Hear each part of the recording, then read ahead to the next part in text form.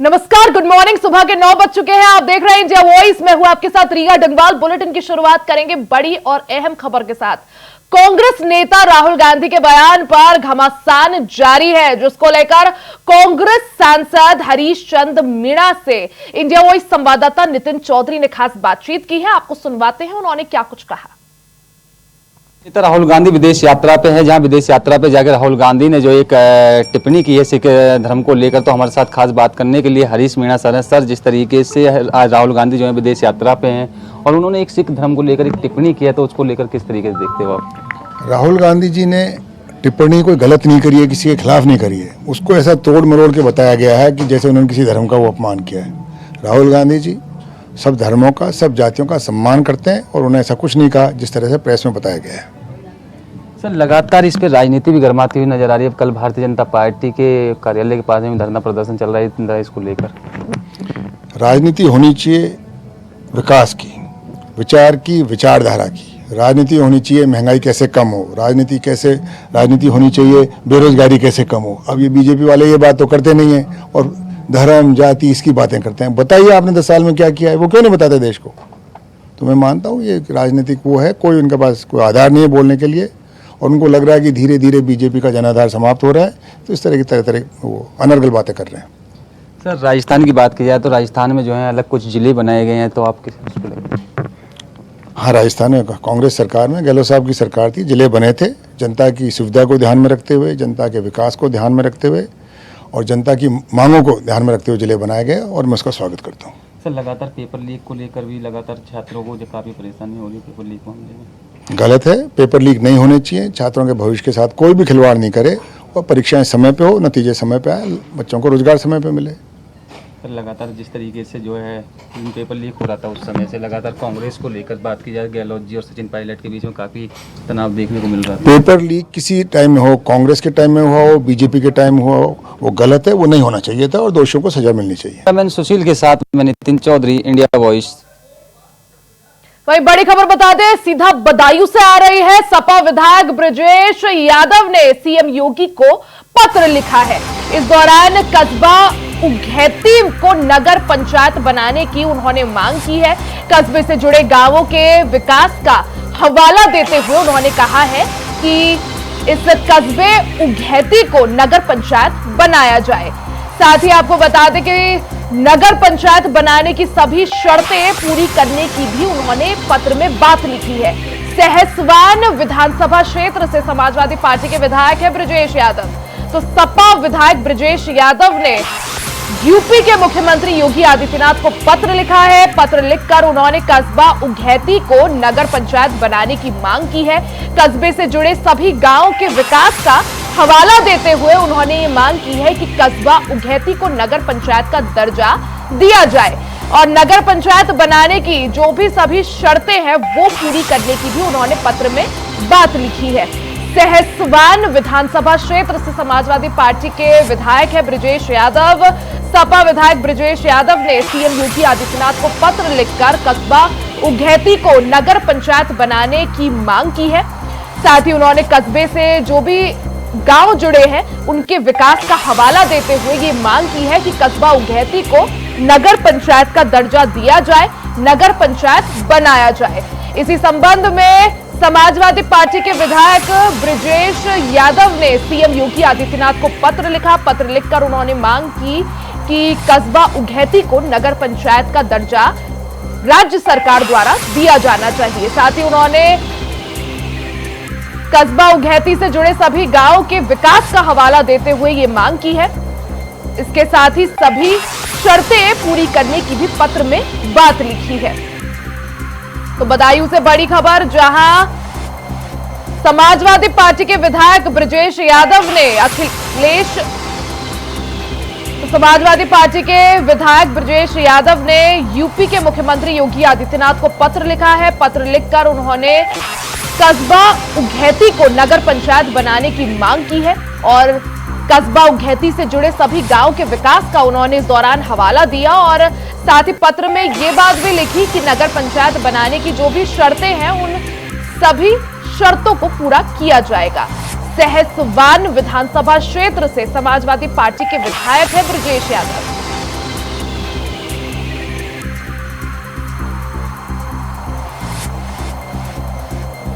बदायूं से बड़ी खबर, जहां समाजवादी पार्टी के विधायक ब्रजेश यादव ने सीएम योगी आदित्यनाथ को पत्र लिखा है। इस दौरान उन्होंने कस्बा उघैती को नगर पंचायत बनाने की मांग की है। सीएम योगी आदित्यनाथ को पत्र लिखकर उन्होंने कस्बा उघैती को नगर पंचायत का दर्जा राज्य सरकार द्वारा दिए जाने की मांग की है। पत्र आपको आपकी टीवी स्क्रीन पर दिखा रहे हैं किस तरह से समाजवादी पार्टी के विधायक ब्रजेश यादव ने मुख्यमंत्री योगी आदित्यनाथ को पत्र लिखा और कस्बा उघैती को नगर पंचायत का दर्जा देने की राज्य सरकार से मांग की है। कस्बे से जुड़े सभी गांवों के विकास का इस दौरान उन्होंने हवाला दिया। साथ ही नगर पंचायत बनाने की जो भी शर्तें हैं, सभी शर्तें पूरी करने की उन्होंने बात कही है। अब बात उत्तर प्रदेश के मौसम की कर लेते हैं। यूपी के कई शहरों में बारिश का कहर जारी है। आकाशीय बिजली गिरने से 32 लोगों की मौत हो गई है। शहर में मौत बनकर टूट रहे हैं मकान। वहीं मौसम विभाग ने भी बारिश को लेकर अलर्ट जारी किया है। 3 दिनों तक भारी बारिश का अलर्ट जारी किया गया है। नर्सरी से कक्षा 12 तक के स्कूलों की छुट्टी के भी आदेश डीएम ने दे दिए हैं। जीआईओएस ने भी आदेश जारी किए हैं। तो उत्तर प्रदेश में बारिश का कहर जारी है। हालांकि मॉनसून इस वक्त अपने अंतिम चरण की ओर है, लेकिन जाते जाते मॉनसून अपने तेवर दिखा रहा है। यूपी के कई शहरों में बारिश का कहर देखने को मिल रहा है। जगह जगह जल भराव, तो कहीं बारिश की वजह से जो जर्जर भवन है वो धराशायी हो रहे हैं। आकाशीय बिजली गिरने की वजह से अब तक 32 लोगों की मौत हो गई है। वहीं शहर में मौत बनकर मकान टूट रहे हैं। मौसम विभाग ने बारिश को लेकर अलर्ट भी जारी किया है। 3 दिनों तक यानी अगले 3 दिनों तक भारी बारिश का अलर्ट मौसम विभाग ने प्रदेश भर में जारी किया है। इस दौरान नर्सरी से कक्षा 12 तक के सभी स्कूल्स में डीएम ने छुट्टी के आदेश जारी कर दी है। बच्चों की सुरक्षा को देखते हुए डीएम ने सभी स्कूलों के छुट्टी का ऐलान कर दिया है। तो कहीं बारिश की वजह से जल भराव, तो कहीं आकाशीय बिजली का कहर। यूपी में कहर बनकर टूट रहा है मौसम।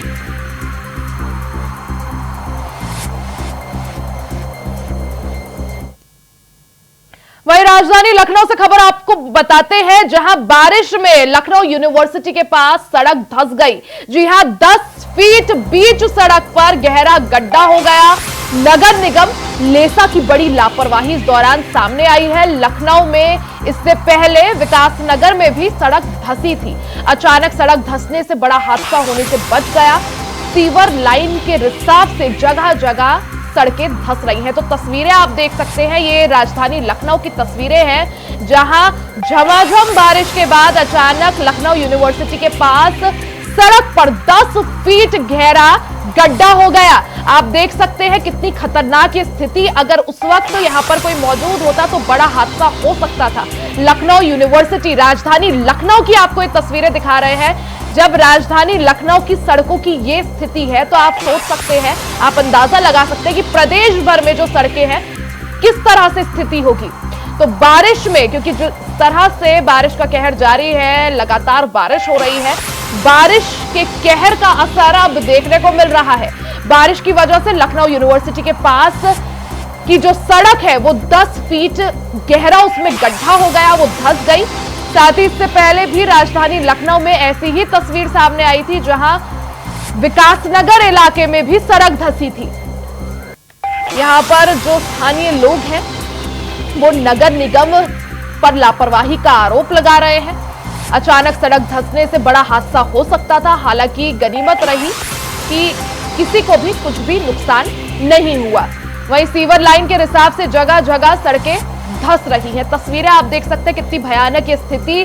सड़क में 10 फीट गहरा गड्ढा हो गया है और ये कहीं और की नहीं बल्कि प्रदेश की राजधानी लखनऊ की तस्वीरें हैं। राजधानी लखनऊ में ऐसी स्थिति जहां लखनऊ यूनिवर्सिटी के पास सड़क 10 फीट गहरा गड्ढा सड़क में हो जाता है, सड़क धंस जाती है। और ये कोई पहला मामला नहीं है, इससे पहले भी लखनऊ के विकासनगर से ऐसी ही तस्वीरें सामने आई थी जहां सड़क धंस गई थी।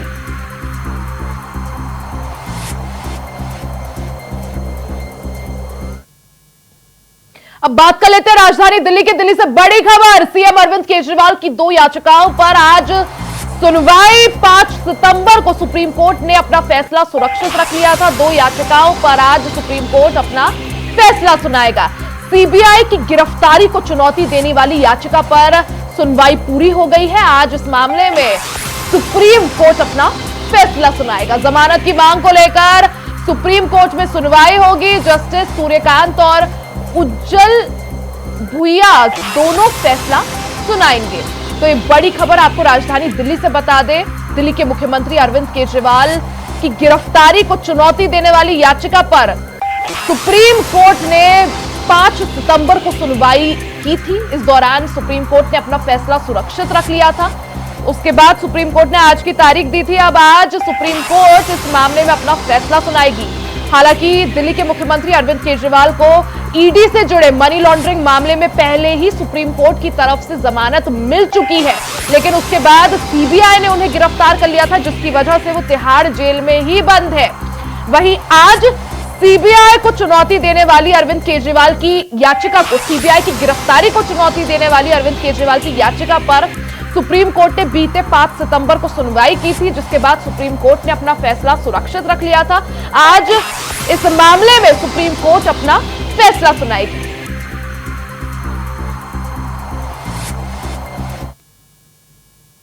यहां रुकेंगे एक छोटे से ब्रेक के लिए, जल्द वापस लौटेंगे, कहीं जाइएगा नहीं। ब्रेक के बाद एक बार फिर से आप सभी का स्वागत है। खबरों में आगे बढ़ते हैं तो यूपी की सियासत में फोन ना उठाने पर गठबंधन टूट गया। उत्तर प्रदेश की राजनीति हमेशा से ही चर्चा में बनी रहती है, फिर चाहे यहां के मुखिया योगी की बात हो, बसपा प्रमुख मायावती की बात हो या यूपी के पूर्व सीएम अखिलेश यादव की बात हो, लेकिन इसमें सबसे ज्यादा चर्चा मायावती और अखिलेश की होती है। एक रिपोर्ट आपको दिखाते हैं।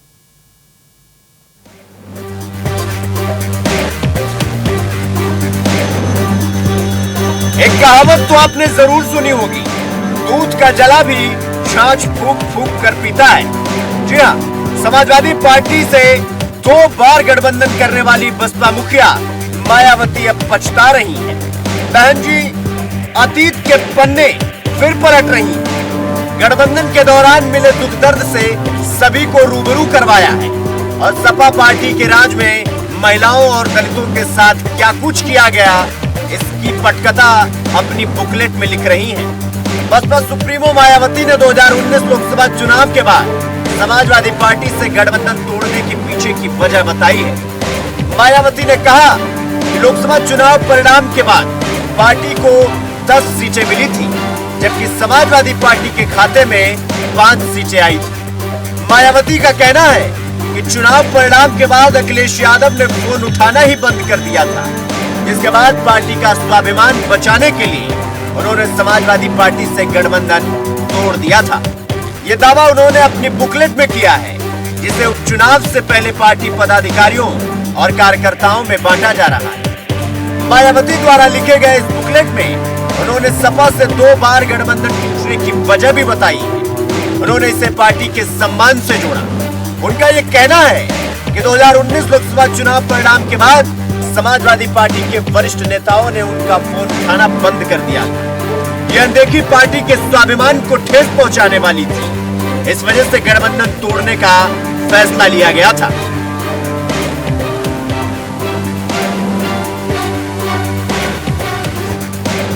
ये तो थी अखिलेश के साथ गठबंधन की कहानी।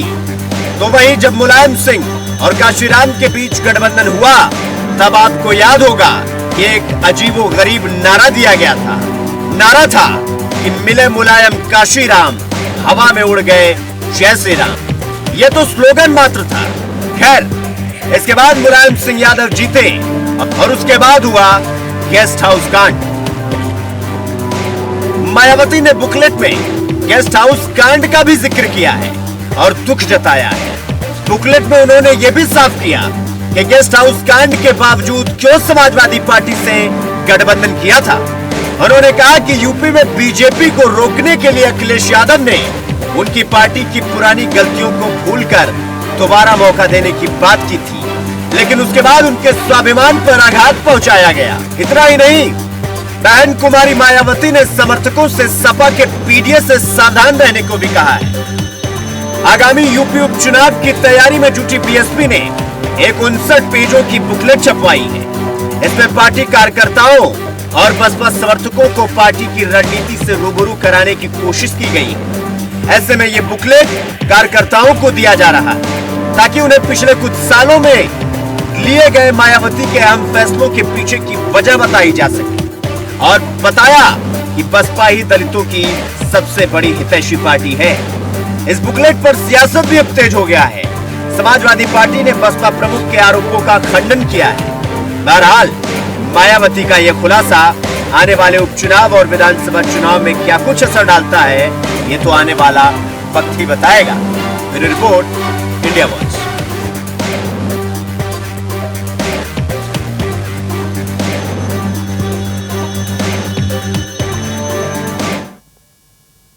खबर हापुड़ से है, जहां श्रद्धालुओं से भरी पिकअप अनियंत्रित होकर हाईवे पर पलट गई। हादसे में करीब 2 दर्जन श्रद्धालु घायल हो गए, जिनमें से 10 की हालत गंभीर बनी हुई है, जिन्हें इलाज के लिए मेरठ रेफर कर दिया गया है। बता दें कि सभी श्रद्धालु राजस्थान के बागड़ से जहारवीर बाबा के दर्शन कर वापस लौट रहे थे, तभी तेज रफ्तार पिकअप अनियंत्रित होकर हाईवे पर पलट गई और यह हादसा हो गया।